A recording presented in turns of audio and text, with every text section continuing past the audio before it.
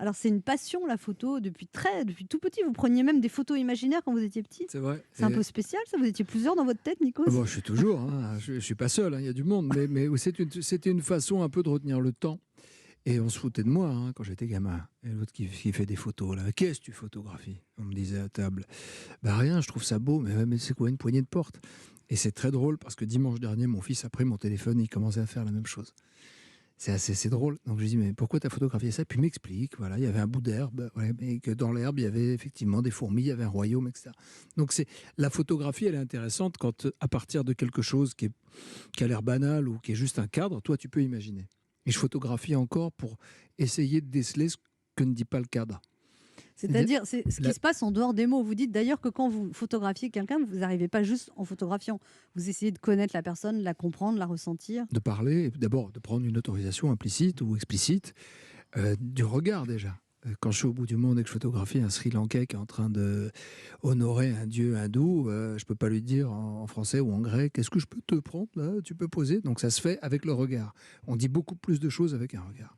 Et parfois tu regardes des photos, je sais pas, de grands photographes. Si vous aimez les photos autour de cette table, je sais pas, Irving Penn ou Salgado ou des photographes d'un autre temps, et dont on ne sait rien du modèle qui a été photographié, mais dont on peut ressentir la vie, les non-dits, la tristesse, la peur, l'espoir, la santé. On peut voir beaucoup de choses sur une photographie.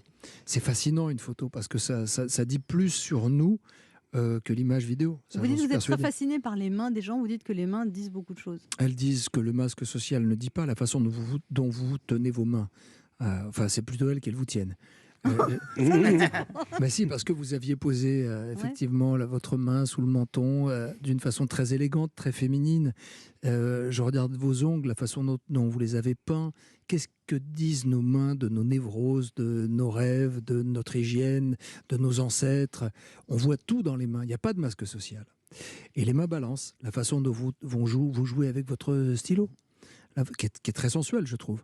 On prenait une madeleine, Nico. Vous avez mis quoi dans son café?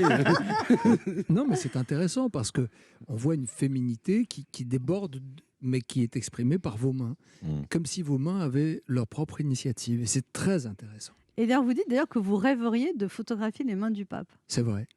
Sur un malentendu, encore une fois. Mon père, parce que c'est la main de Dieu, ou de l'intercesseur, de l'intermédiaire, du passeur, celui qui représente Dieu sur terre, pour les catholiques en tous les cas. Donc ça m'intéresserait de voir que font ces mains, qui sont aussi des mains très prosaïques, parce que dans la journée, il ne fait pas que prier. À un moment, il va aller se laver les mains, il va... Pardonnez-moi, mais... Voilà. Aux toilettes. Hein. Voilà, non mais comme tout le monde. Mais en même temps, ces mains peuvent être des mains de la transcendance. Et ça m'intéresse. Souvent, vous